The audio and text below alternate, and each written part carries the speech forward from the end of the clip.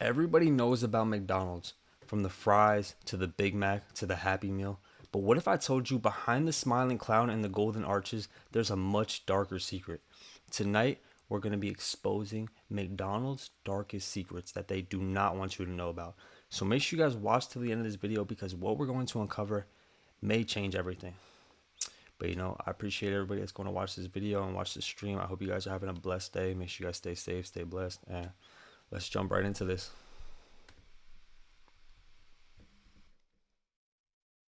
Ronald McDonald. He's a beloved character of American culture, an icon of culinary achievement, and a symbol of fun, community, and childhood nostalgia.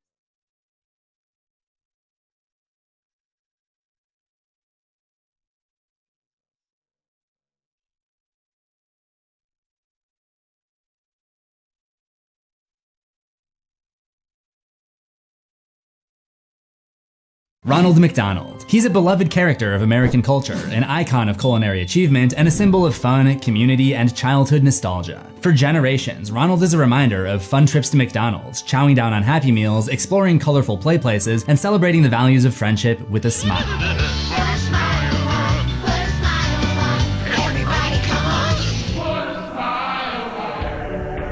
Or is he? Why is it that this supposed bastion of fun and happiness, according to the McDonald's Corporation, is perceived as creepy and unsettling by the general public? What other supposedly kid-friendly fast food mascot finds himself tied over and over to nightmarish urban legends, disgusting controversies, and bizarre impersonations? Why is it that if you simply Google Ronald McDonald, half the results look like this, and this, and this? Why is the official company image of this character so vastly different from the discourse surrounding him?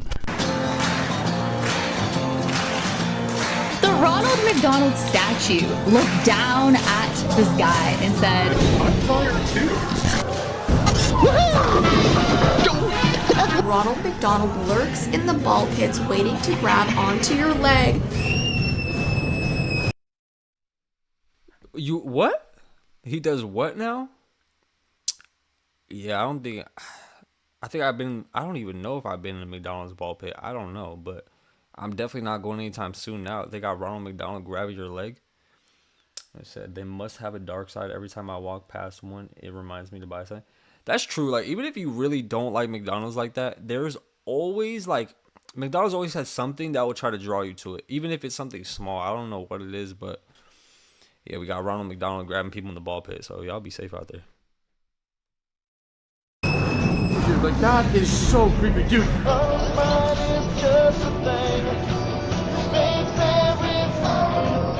He gazed up at me with this disturbing smile.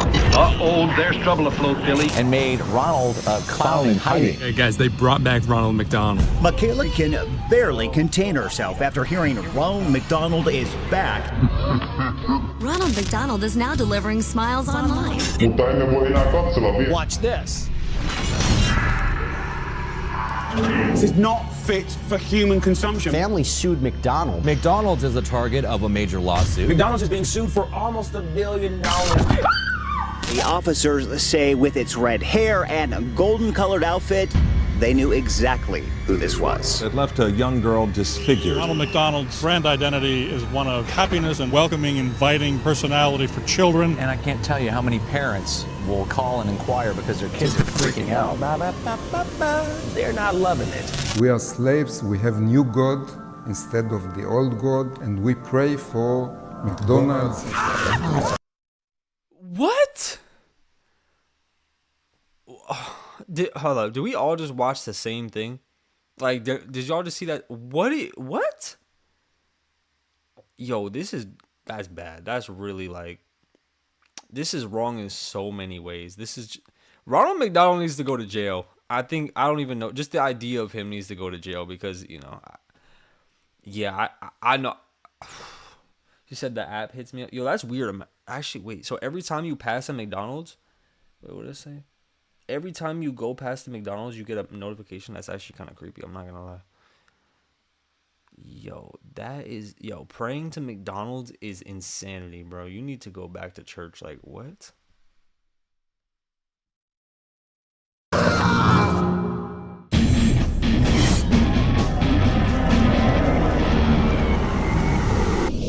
Welcome to Horror History. Good morning, class. Good morning, Ronald. Earlier this year, I made a horror history episode on Grimace, the frightening, shake-obsessed purple blob of nightmare fuel who came back in 2023 to terrorize a new generation. In making that video, I ended up rediscovering a lot of disturbing information about the ringleader himself, Ronald McDonald. Ronald was first introduced as a new McDonald's mascot in 1963, taking over duties from the original mascot, Speedy, a perpetually winking or maybe Cyclops chef with a burger for a head and a penchant for productivity, named after the Speedy service system that co-founders Maurice and Richard McDonald used for their original restaurant. But according to Mashed.com, Speedy was dropped due to market research showing that the golden arches themselves were a more iconic marketing symbol. So when it came time to produce TV commercials in the 1960s, a new mascot was developed. The original Ronald was a spiritual successor to Bozo the Clown, with a red and yellow striped jumpsuit, a shake cup for a nose, a cardboard tray as a hat, and a crazed look in his eye, giving him more of an appearance of an unhinged hobo than a circus performer. Ronald's appearance would change over the years, with the intention of appealing more to children. And while it is normal for any corporate mascot to be created with the intention of advertising to the youth, Ronald's targeting of prepubescents gets much darker than any of the competition. Except for maybe Jared from Subway. That guy was kind of f***ed. Surprisingly, if we look closely at the official McDonald's messaging, we can see proof of occult activities being performed by Ronald right out in open air. But to understand how a children's character became so synonymous with horror, we've got to take it all the way back to his birth. Willard Scott was born on March 7, 1934. From a young age, he took an interest in broadcasting and formed a radio club in his neighborhood with other boys. After some success in radio, he moved on to television in the 1950s, mostly appearing in children's shows like Barn Party, Afternoon, Commander Retro, and Bozo the Clown. Even then, he wanted to gain influence over kids, but we wouldn't find out why for some time. Originally created as a mascot for Capitol Records, Bozo was spun off into his own franchise, with different actors playing him in different local radio stations. Scott played Bozo on WRC TV from 1959 to 1962 when the show was canceled. A year later, one of the show's sponsors, McDonald's, approached Scott about helping them develop a character for 3 local commercial spots in Washington, D.C. And the result was Ronald McDonald. He mostly looked the same as Bozo, borrowing the bright red smile, curved eyebrows, and exaggerated collar. But what Willard...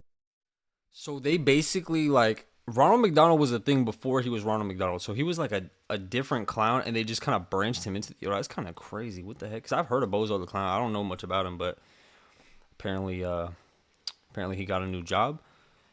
Let's see, so I'm subbed. I appreciate you for the comment. I appreciate you subscribing, and thank you for joining the channel. That means a lot to me. I hope you guys know everybody that supports this. You guys mean the world to me. You know, I'm very grateful, very appreciative. So, you know, thank you guys for taking time out the day to watch. We'll jump back into it, but thank you.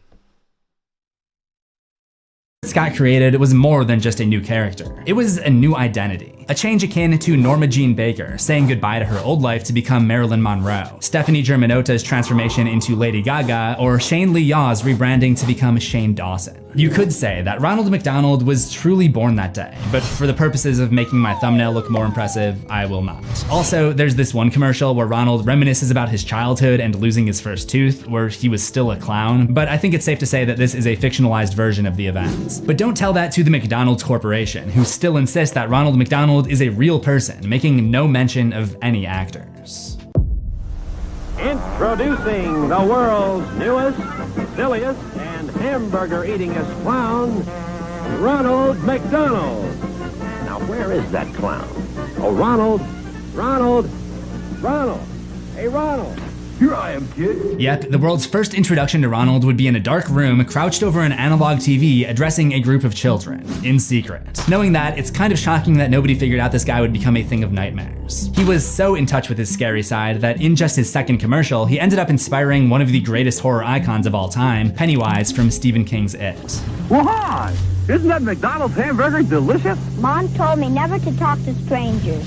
Hi, Georgie. That's literally what I was going to say. I was like, isn't Ronald McDonald exactly what every parent tells their kid to stay away from?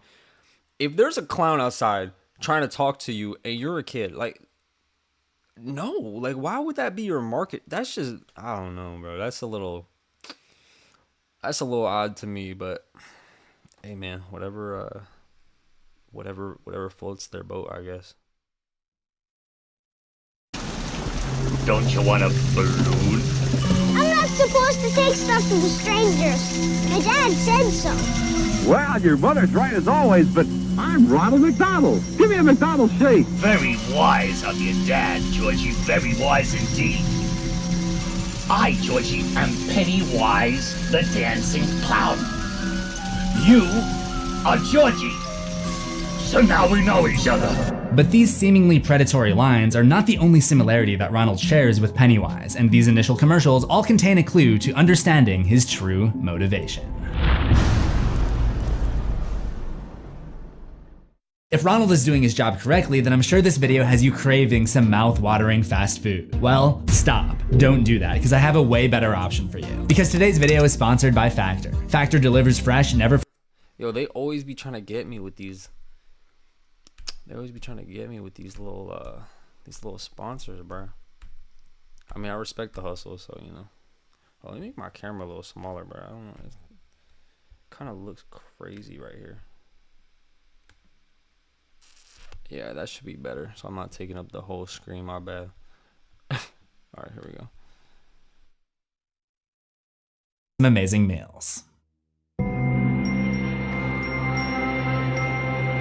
In the initial round of Ronald McDonald commercials, there's one often overlooked oddity that puts Ronald on a different level than Bozo the Clown. Ronald has the ability to wield magic, and he even says as much in his first commercial. A magic tray here keeps me well supplied. McDonald's hamburgers, French fries, and milkshakes. In his second ad, he uses the tray to gain the trust of a child.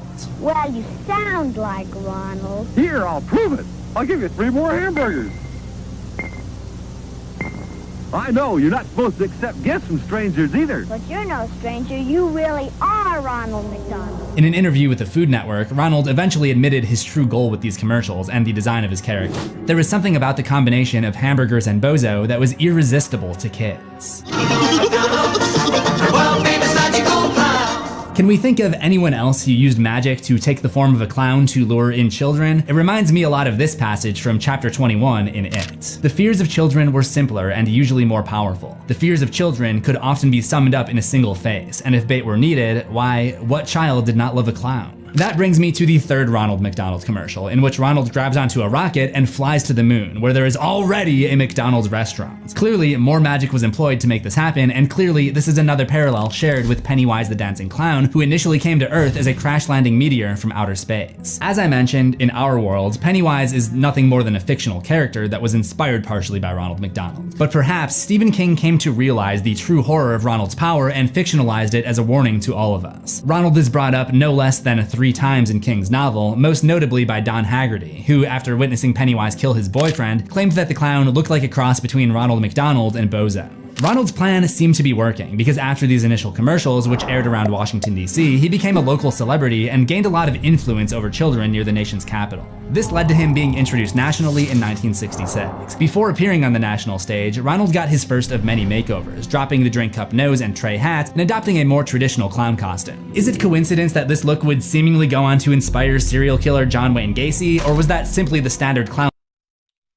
Y'all just predicted that in the chat. Y'all were just talking about this, and I was gonna mention it because I seen y'all talking about it. But yeah, nah, that story is crazy. And it's like, I said this in another video. You know, it's okay to have your hobbies and, you know, do what you like to do. But like, at some point, we gotta question it. You know what I mean? Like,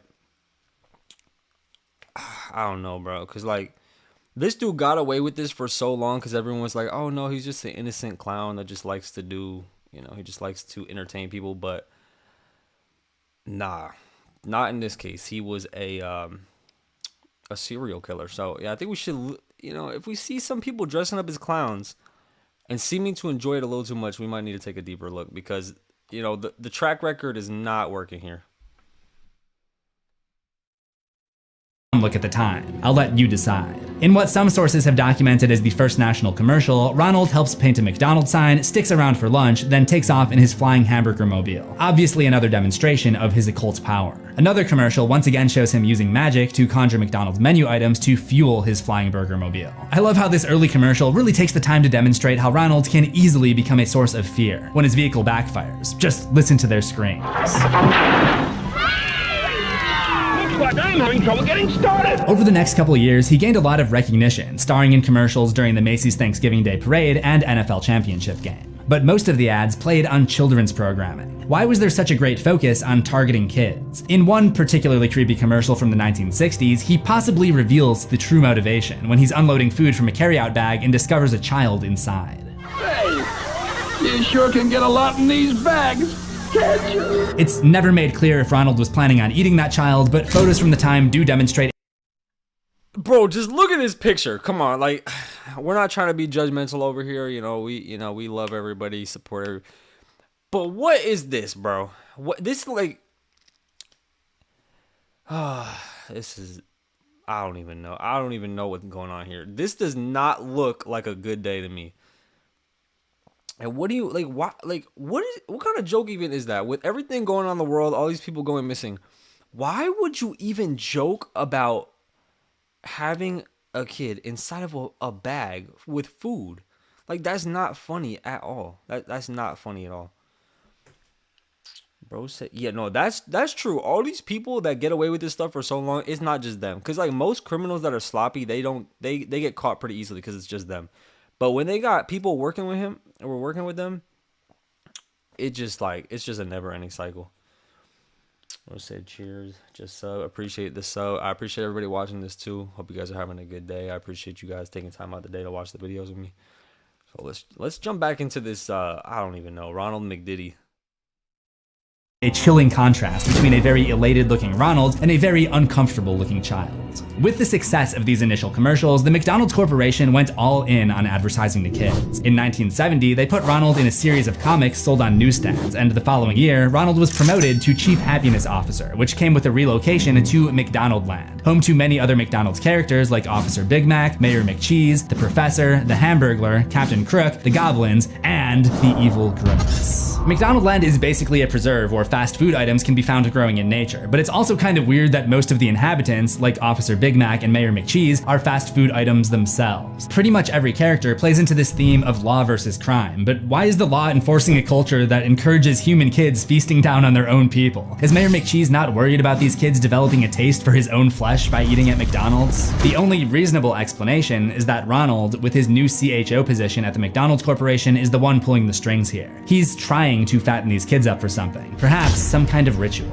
Most of the commercials feature Ronald doing something to outsmart and stop one of the villainous characters from stealing McDonald's food, which again is readily available to be picked and eaten in nature. One of these commercials features Ronald pulling items out of a magic top hat. It's not outside the typical scope of work for clowns to perform magic, but what is striking is that this is basically the only kind of performance that he does up to this point. We haven't seen him juggling, riding a unicycle, miming, or doing any other activities typically associated with being a clown. Ronald could easily have chosen to make himself a hamburger magician, but he didn't do that. Why? Because he wants to appeal to kids. He's constantly saying things to make himself seem more relatable to kids, who he constantly refers to as the boys and girls. Now McDonald's everywhere will have plenty of scrumptious cherry pies for boys and girls to enjoy any time. Since Pennywise seems to be modeled after Ronald, it's probably safe to use it as a reference. Its power literally comes from consuming the kids' fear.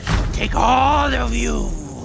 Yes, I'll feast on your flesh as I feed on your fear. There's not enough evidence so far to say that Ronald is eating the children, but I do think they're connected to his ability to harness magic, which, by the way, is getting more and more unsettling. Take this commercial from the 1970s where a boy named Aaron first discovers the McDonald's playland. Welcome, Aaron, to McDonald's land. Yep, the statue has begun talking. Oh my god, why the close-ups? What is happening? Of course it's me, and all your other friends too. Come on in and look around. Why does that sound so threatening? I just want you to remember that in the 70s, the statue talks in an official McDonald's production. This literally just reminded me of a case we watched in one of the videos. I'm not sure if you guys seen that one, but apparently in Mexico there was like a statue of Ronald McDonald that like moved or like talked. There was I forget how the story went, but yeah, apparently there was a statue of Ronald McDonald that actually moved and was talking, and the police came, and yeah, it was some whole big thing apparently. But I wonder if they're gonna talk about that in the video. But yeah, it's just a fun fact, I guess. Just in case, I don't know, the company tries to deny something like this happening later on. This was actually a short film directed at prospective McDonald's franchisees to educate them on the newest option to increase business at their stores, the installation of a McDonald's playland. Ronald and the other characters had become so popular that their likenesses were being used in playground equipment at McDonald's restaurants. However, as we have seen with many popular characters over the years, with clout often comes controversy, and Ronald McDonald was about to be taken to court.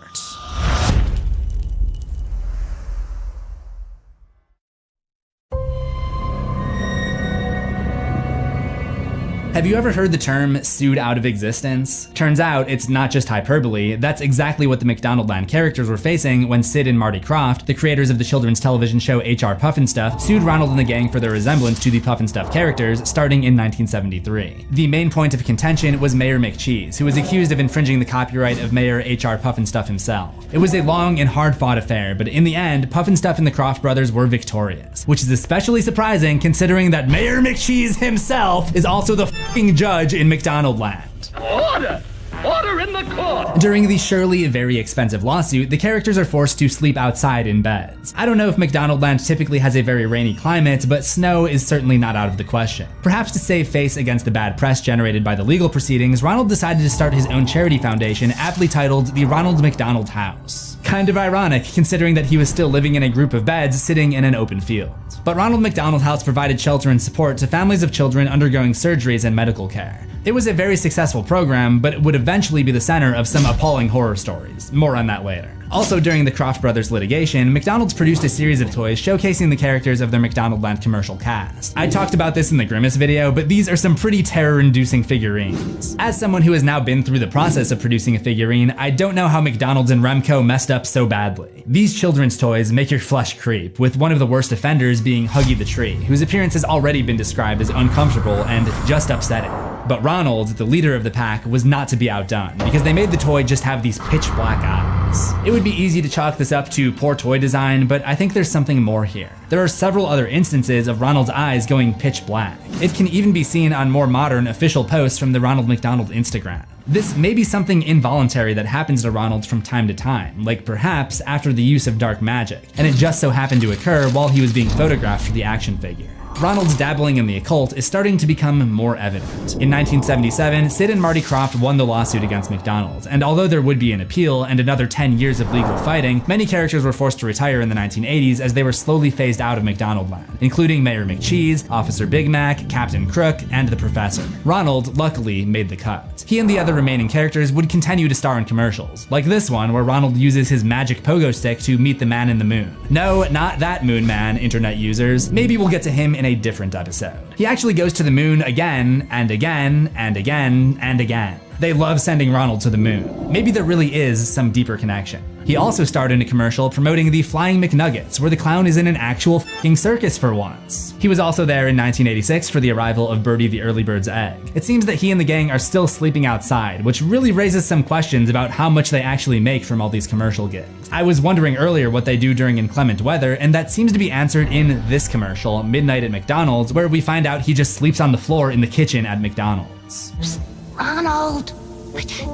Hey, we gotta get ready for the kids tomorrow. Imagine being a fry cook who works at McDonald's and you forget something and have to go back at night. You fumble around in the dark and that's when you hear snoring coming from right below you. You slowly look down to find a man in full clown attire passed out on the floor. Sounds about as relaxing as being the night security at Freddy Fazbear's Pizza. The main difference with Ronald's appearances in the 80s is that many of them take place in our world rather than McDonaldland. He teaches a class of burgers, stars in musical numbers, dances with trash cans, travels through time. Yo, all of these commercials remind me of like those really old shows, like something like Keenan and Kel. I don't know why. I'm surprised. Like, have they ever made a show out of this, or were these just like commercials? Because I feel like that would have been kind of interesting. I'm surprised they didn't do that if they didn't. But also, if you guys know any other stories you want me to react to, like if you guys want me to react to the Grimace one or like Five Nights at Freddy's, like whatever, just let me know in the comments, because you know I'm gonna start streaming more. So yeah, we got a lot of stuff to cover. Feeds a robot McDonald's food for some reason, feeds an alien McDonald's food, produces a play, produces a movie, becomes a private investigator, becomes a competitive cyclist, becomes a newspaper publisher, joins a folk band, joins a rock band, joins a hip hop group, joins the military, plays piano, takes a sleigh ride, shows off his ice skating skills, plays some baseball, plays some basketball, lifts some weights, competes in several Olympic sports, climbs a mountain, goes on a treasure hunt, goes to the library, goes to Transylvania, goes on a submarine voyage, goes to Fairy Tale Land, goes to the Mushroom Kingdom, creates a portal to a winter realm, and puts the Chicken McNuggets to bed, which... What has he not done? Ronald McDonald did more than all of us have in an entire almost lifespan. Yo, what? Why do they got him doing so much? Okay, I don't even know, bro. We got Ronald McDonald in the Olympics now. That's crazy. Is kind of terrifying from their perspective. And through everything, eats a really concerning amount of McDonald's food while somehow putting on no visible weight. Another difference is that Grimace and the Hamburglar are now friends with Ronald rather than enemies. They take part in the kids' product mania of the 1980s, with Ronald and Grimace appearing in a children's book and even an animated short film that played at birthday parties inside McDonald's restaurants. One of Ronald's greatest rivals, Charles Entertainment Cheese, was going through a rough patch at the time. One of many rough patches, actually. So the clown decided to kick him while he's down and steal one of his main sources of income, birthday parties. There's food, fun and games for the kids, and even a special McDonald's birthday cake. A McDonald's birthday party gives him something to remember all year long. Yes, because being surrounded by a huddle of friends wearing Grimace hats is exactly how I want to spend my birthday.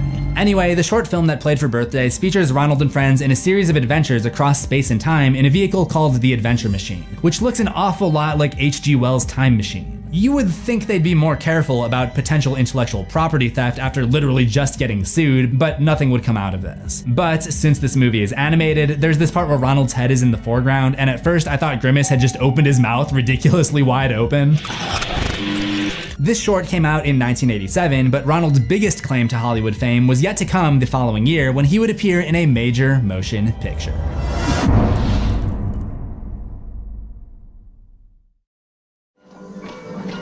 Hi kids, it's me, Ronald McDonald, and I'm on the set of my very first motion picture ever. It's a movie called Mac and Me, and I want to introduce you to him. Mac and Me was a blatant ripoff of E.T., the 1982 hit directed by Steven Spielberg. The movie featured a 12-year-old cripple boy who befriends an alien accidentally brought back to Earth by a NASA rover. The alien becomes known as Mac, presumably named after the Big Mac, McDonald's signature menu item. Something I've been telling you about, the Mac!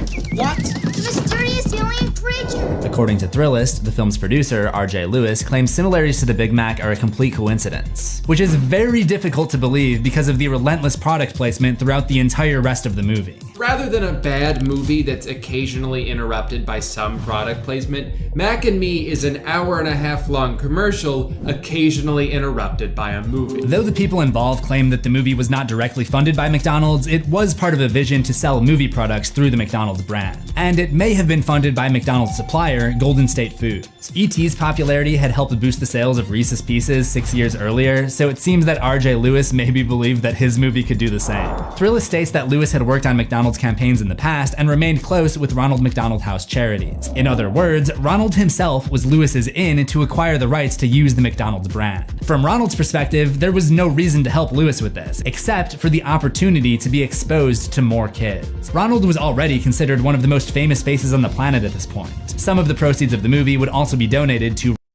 Okay, so they did try kind of like a movie aspect, I guess. But like, they missed out on a big opportunity. Could you imagine they had like one of those, what are those called? Like, you know how like iCarly is? Like, imagine they had something like that, but Ronald McDonald was the main character. That would have low-key been a good show. You cannot lie. That probably would have been good. I don't see why they didn't just do that.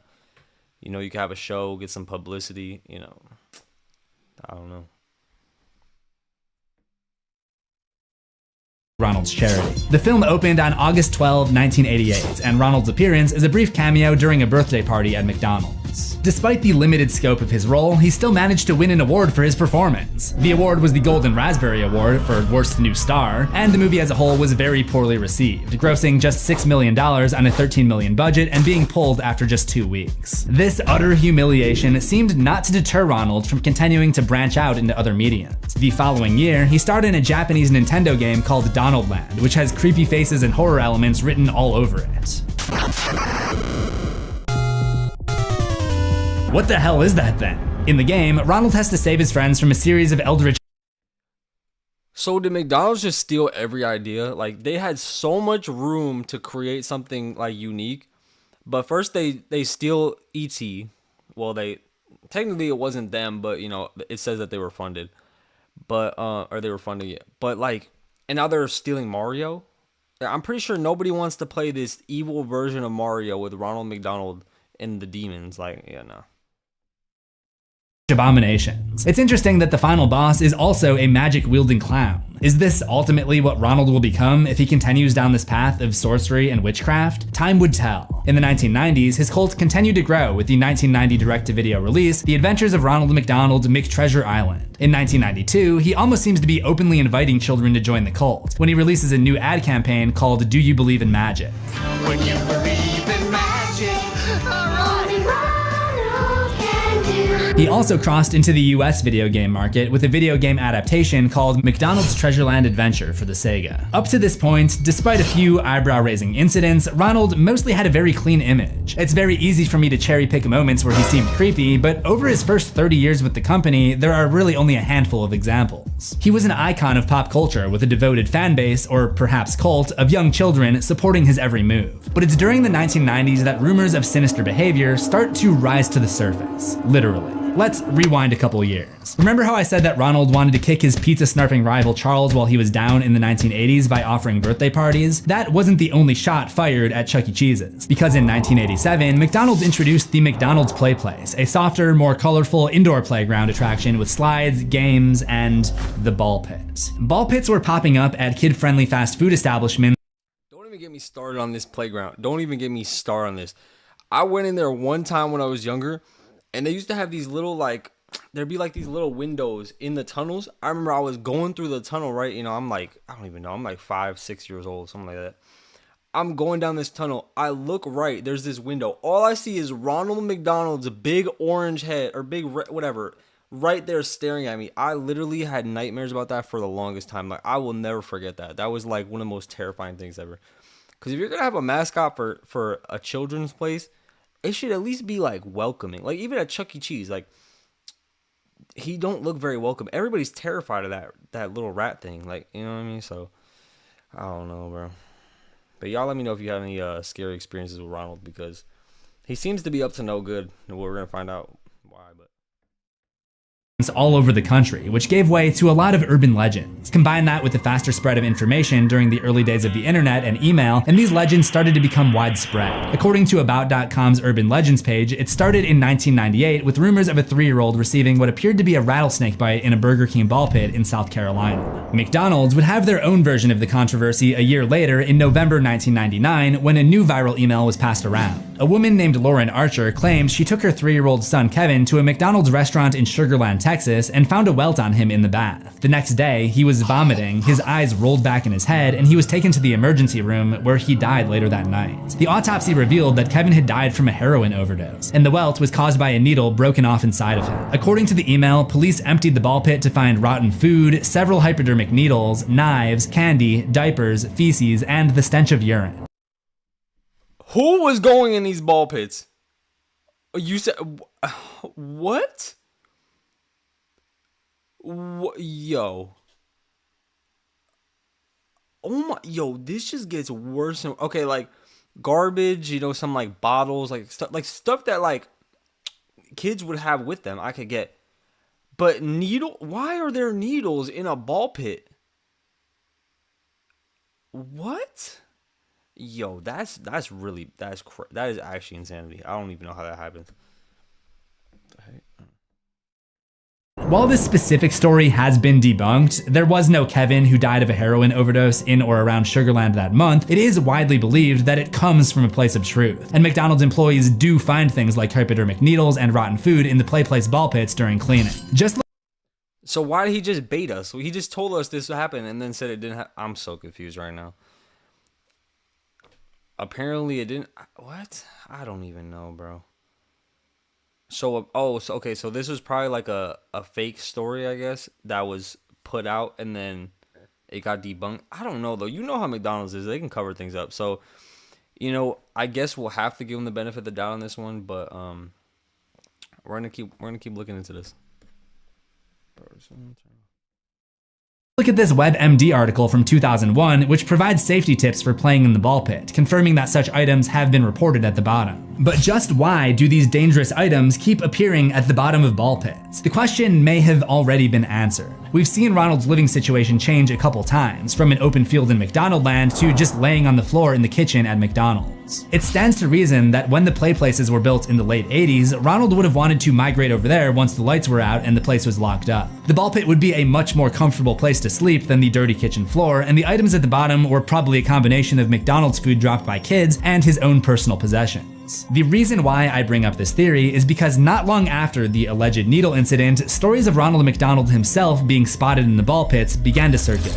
And one night when an employee was shutting down the restaurant, he walked into the play place just to make sure that everybody was out before he shut it down, turned off the lights, locked the doors. And from the side of his eye, he saw this shadowed figure in the distance. It was just crouched amongst the colored balls, as if this employee was the prey and he was about to get pounced on. So he decided to look over very slowly, and he swears that he saw this red hair and pale face before it quickly sunk underneath the surface. How creepy is that? Other stories are told from the kid's perspective, like he hides in the ball pit, in which a kid playing hide and seek in the tunnels is chased by the colorful mascot. Over the years, I've come to realize the only way the guy could have been in there with us is if he had been hiding there all along. Maybe from the night before.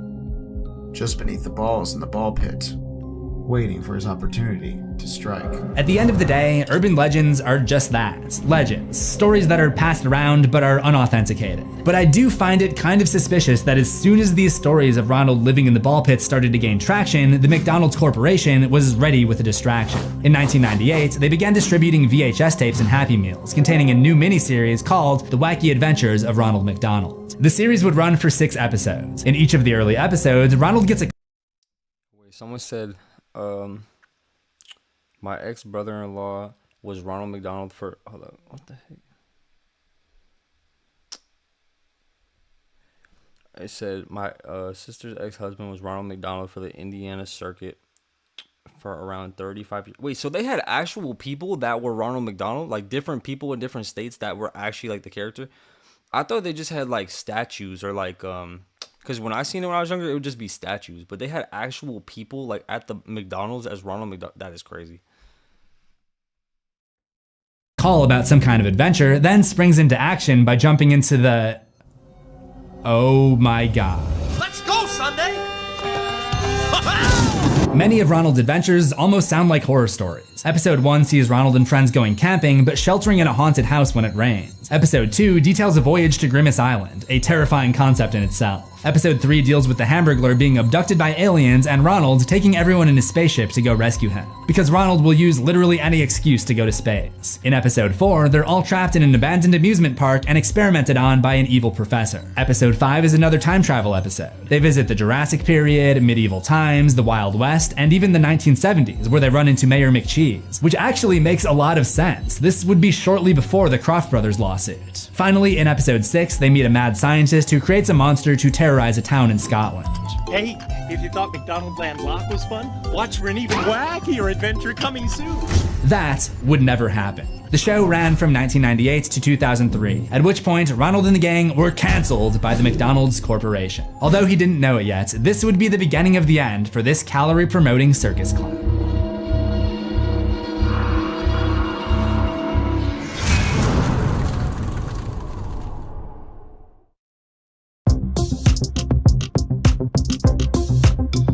Jaslyn Bradley loved her McDonald's supersized. A McMuffin in the morning and the Big Mac meal with an apple pie in the evening was standard operating procedure. Ashley Pellman was more of a Happy Meal girl. She liked the prizes. That's what readers saw on page 1 of the New York Times on November 21st, 2002. The two teens were suing McDonald's for making them obese, claiming they did not provide necessary information about the health risks, and their lawyer, Samuel Hirsch, said that the fast food giant's billion-dollar advertising campaign encouraged children to make unhealthy choices, offering that young individuals are not not in a position to make a choice after the onslaught of advertising and promotions. Once again, Ronald found himself in the crosshairs of a judicial joust, but unlike the Puff and Stuff scuffle, this time he found himself at the center of it, as the one directly responsible for advertising the food to children.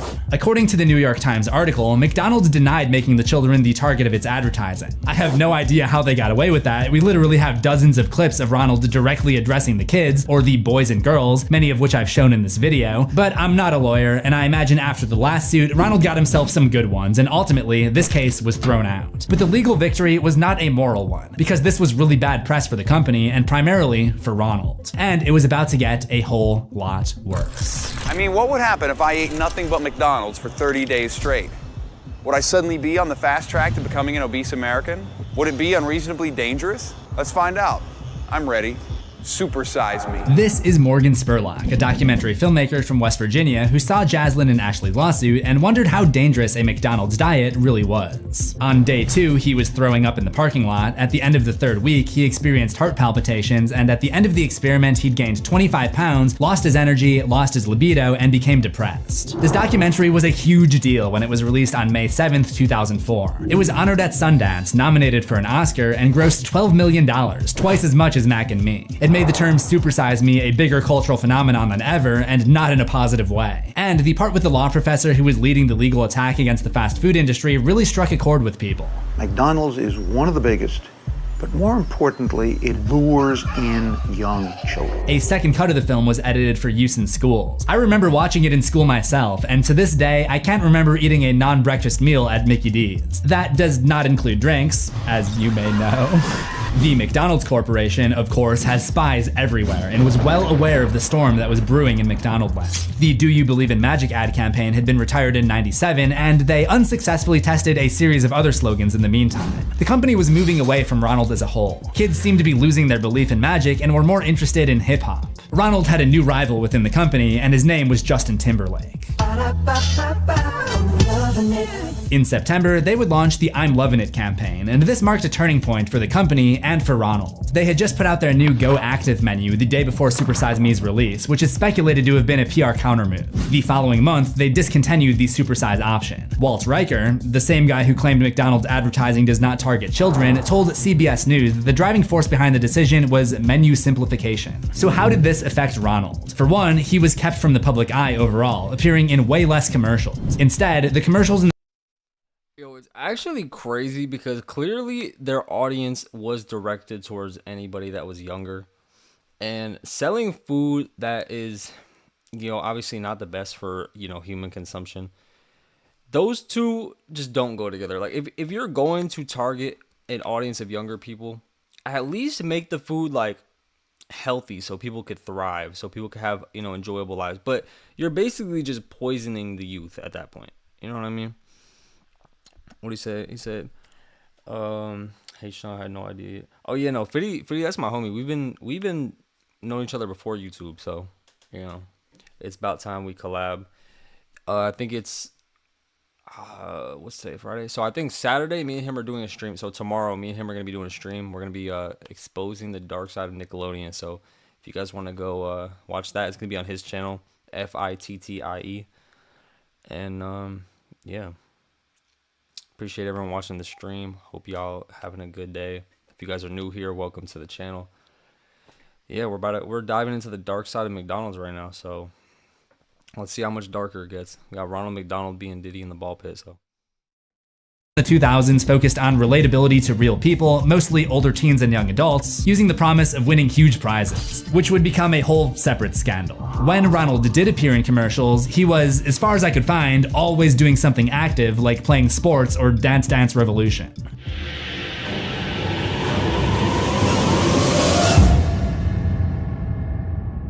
Ronald began to showcase incredible athletic abilities that we had never seen before. McDonald's invested an estimated $65 million to become the official restaurants of the 2004 Olympic Games in Athens, Greece, which resulted in a series of ads where Ronald competes in Olympic figure skating, skiing, hammer throw, synchronized swim, and diving. He also did a Japanese ad where he appeared in the 2006 World Baseball Classic.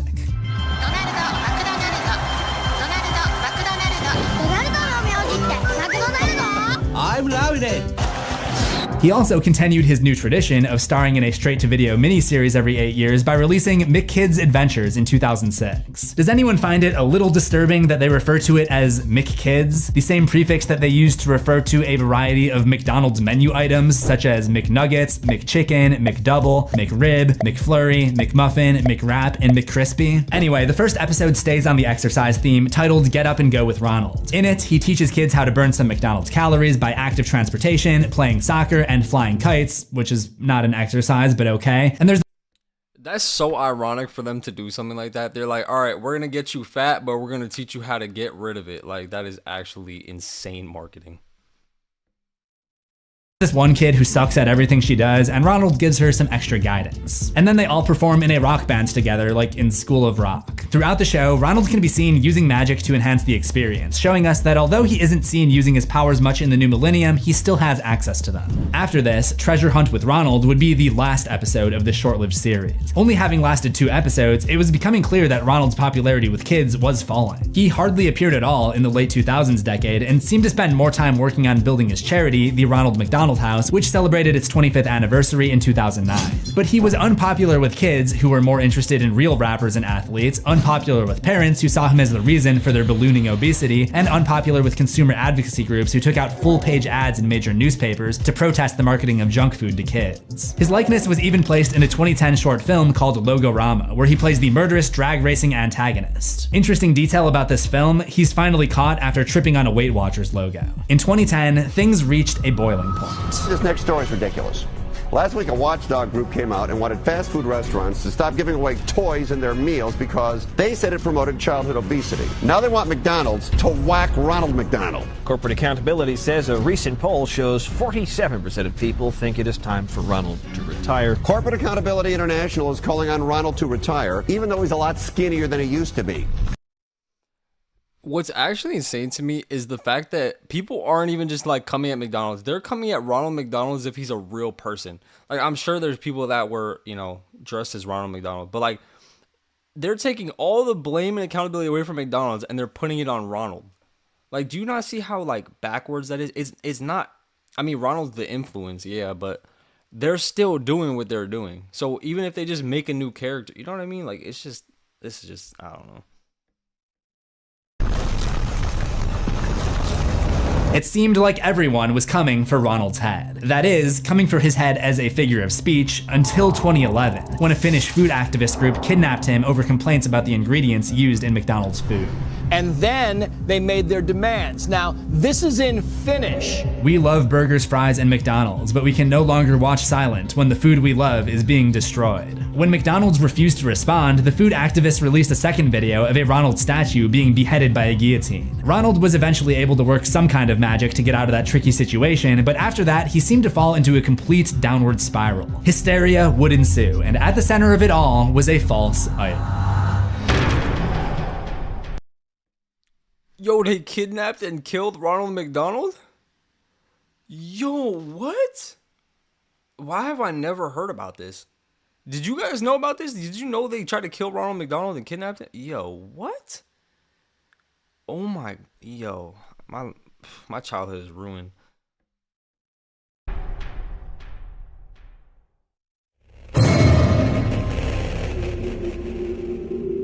It was 1972 when we first saw Ronald's ability to possess a statue, one of the more offbeat, questionable uses of his power for sure, but at the time, seemingly innocent enough. There had been another, more suspect incident in 2004, around the time that Ronald became public enemy number 1, or at least that's what this next urban legend alleges. See, even as Ronald was slowly being scrubbed from McDonald's marketing strategies, he still remained in most restaurants in the form of these statues. One night, 2 guys visited McDonald's after attending a nightclub in Cuernavaca, Mexico late at night. They both sat on the bench next to Ronald to eat their food, and while one friend got up to throw his trash away, the other laid his head on Ronald's lap and said, "I'm tired." Just then, Ronald's head turned down to look at him and said, "I'm tired too." According to this version of the legend, this was captured via security camera, and McDonald's paid a huge sum of money to local police to cover up the incident.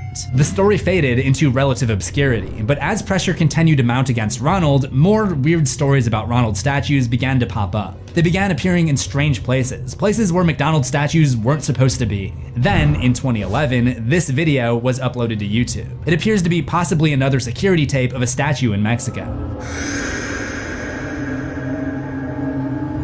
The video title translates to "Spooky, Ronald Moves." Strange. Okay, I think that was the. Okay, that is a crazy picture. Yo, I just paused it. Crazy. That is an insane picture. I am not gonna lie. I think I definitely used that in a thumbnail before. I'm not gonna lie, but that is a crazy picture. But that's the incident I was talking about that they brought. I think we watched that in a video or something. I have no idea, but if that is true and they really had these statues moving, that's pretty disturbing. And the fact they paid to cover it up, like, what are you covering up? Like, what? I don't get what the purpose is for this, but I don't know, bro. Yeah, I don't even know. Photos floated around the internet of Ronald statues seemingly assaulting the children that he was supposed to be entertaining. Around 2013, the Ronald McDonald House creepypasta was created. A creepypasta is a horror-related urban legend that is shared virally around the internet. This story focuses on a different type of Ronald McDonald house, basically a halfway house for troubled orphans where kids are secretly crucified and have their blood drained by nurses in clown makeup. The end of the story features the narrator escaping to an abandoned McDonald's restaurant and seeing the Ronald McDonald statue begin laughing. In 2016, photos were shared with the New York Post of Chinese police arresting a Ronald McDonald statue. Similar incidents continued to occur in the United States. Investigators aren't saying what clues they have right now, but people who live here tell me secrets don't stay that way for long. We have lost the plot. What do you mean they arrested a statue? What? What do you mean you arrested it? What is that going to do? He's not even real. Yo, Ronald McDonald has a crazy criminal record. I think we need to get him some therapy. He's been going through a lot of stuff. This is just, I don't know. Clearly the burgers ain't cutting it no more. In this town of 2,500. Here at the McDonald's on University Boulevard West, employees were seen sweeping up broken glass. At least 2 windows are missing and are being boarded up. It almost seemed as McDonald's corporate stripped Ronald of more commercial responsibilities, he retaliated by possessing statues to cause mayhem. Almost as if he needed to be in the limelight, and if the company wasn't going to place him there, he would find another way to get attention. There's no way anyone could prove that the real Ronald was responsible, but the message was clear. And I think McDonald's understood that message, because in 2014, they tried to make the character work one last time by giving him another makeover. In an attempt to make him less scary to kids, the jumpsuit was replaced by a vest and cargo pants. There was even a more formal sports coat for special occasions. In an attempt to further relate to this new generation of kids, Ronald got his own Instagram account. Though whether this made him less or more scary is certainly up for debate. Maybe being more spontaneous in these photos resulted in some less flattering angles that made him look even more scary. Oh, I wish that scary looking clown at the end of my bed would go away. But that's just me cherry picking again. These photos mostly did no harm, but didn't really help his popularity like he expected. He reached 27,000 followers by 2016, not much compared to one of his rivals, Wendy, the mascot of Wendy's, who had 851,000 Twitter followers at that time. But nothing, and I mean nothing, could have prepared Ronald or his company for what was about to happen next.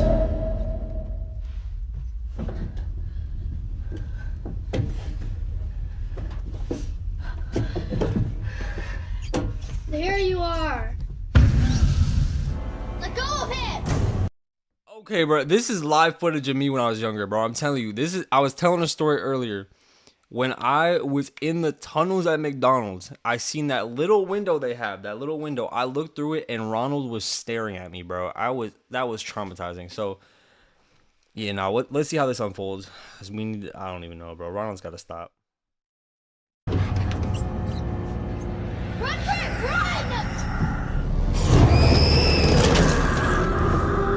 That's a clip from the movie Clown, which after a few delays came out in the United States on June 17th, 2016. This movie mostly didn't find an audience outside of the horror movie fandom, but it may have played a part in setting up one of the strangest and, in my opinion, best hysterias to sweep North America that fall. Come on, Missy. Come on, Missy. Wesley, where are you going? You're getting. Oh my god! Oh my god! Okay, what the? No, this is not fucking happening. Dude, what the? What the? Not fucking real. He's right after us. Hit it. Hit that. Creepy clown sightings are happening across the country, and it's no laughing matter. This is an absolute nightmare. Oh my god, I just want to fish, dude. Clown sightings, the trend that's terrifying people across North America, with sightings in more than half of the United States, as well as Canada and Mexico. Group of clowns that are trying to lure kids into the woods. No one really knows why it's happening. One theory is the remake of It, based on Stephen King's book. Now they're threatening school districts. Dude, what the? Hey, what are you doing?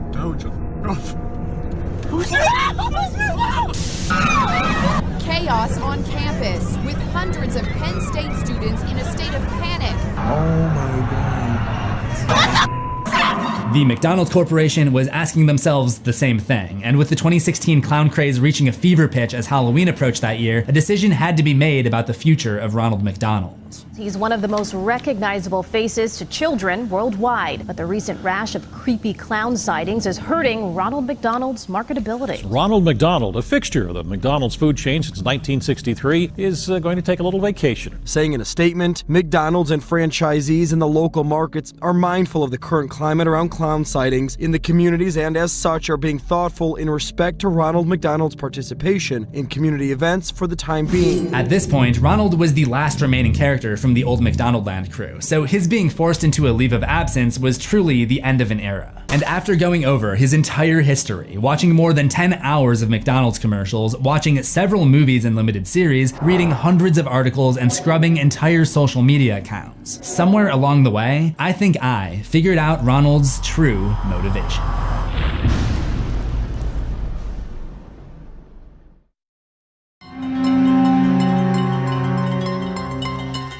What is Ronald's true goal in all of this? What is the true source of his power? There are basically two constants throughout his story: kids and magic. Throughout crafting this episode, I became convinced that they are linked. Ronald's time around kids definitely coincides with his occult activity. So I started to ask myself, what is it about kids that gives Ronald his power? At times, it appears that he may be eating them, but there's no proof, and frankly, no trail of missing kids. At some point, I considered the idea that he's trying to fatten them up, but that got debunked in the 2000s, when his exercise DVD still featured him using plenty of magic. The only time we really saw his magic power start to dwindle was the decade after, when he struggled to stay in touch with the youth and floundered his way through curating a failing social media account. That's when I realized his power doesn't come from kids at all. It comes from influence. Think back to that passage about Pennywise from It. If bait were needed, why, what child did not love a clown? Pennywise took the form of a clown to lure in kids and feed on their fear, but Willard Scott turned himself into a clown because kids are the easiest people to influence. His first move was to make the kids trust him, so he gained influence. In the 80s, he convinced the kids to think he was cool by trying every activity under the sun to make himself look cool, and he gained influence. He gained so much influence that he had them eating processed food sanitized in pink slime and climbing to epidemic levels of obesity. And when people took notice of what he was up to, he actually got those little lard balls to exercise. Look at the data from the Center for Disease Control. Childhood obesity grew every year from Ronald's introduction to 2003, right when he shifted his messaging to be all about health and clean eating. Then, the numbers dipped for the first time and continued to trend downward until Ronald was sidelined in the early 10s. There were obviously other factors as well, but his 21st century exercise tirade actually fucking worked, which means he had influence. And when he was told he had to step back from the commercials, he found a new way to influence those kids, which happens to be my favorite way to influence. Influence by fear. Moving statues, stories of crucified kids, and ball pit mayhem. It's no wonder kids started seeing him as an icon of horror. Videos of Ronald McDonald imposters flooded the internet. People created fan-made horror games, fake commercials, 3 a.m. challenges, and bizarre viral videos. And this meant that Ronald lost control of the narrative. He no longer had the influence, they did, and Ronald's power was quickly dwindling. His Instagram went quiet in 2021. Today, Ronald still makes occasional appearances from time to time, popping up on McDonald's social media or surfacing at a parade, but for the most part, his time in the limelight seems to be over. Even his old frenemy Grimace got a bigger marketing push in 2023 than he did. It seems that in the world of influencers and social media, Ronald can get the attention of kids, but he can't keep it like he once could. His cult of children was no more. And that's why I found it interesting when I came across this. And the cross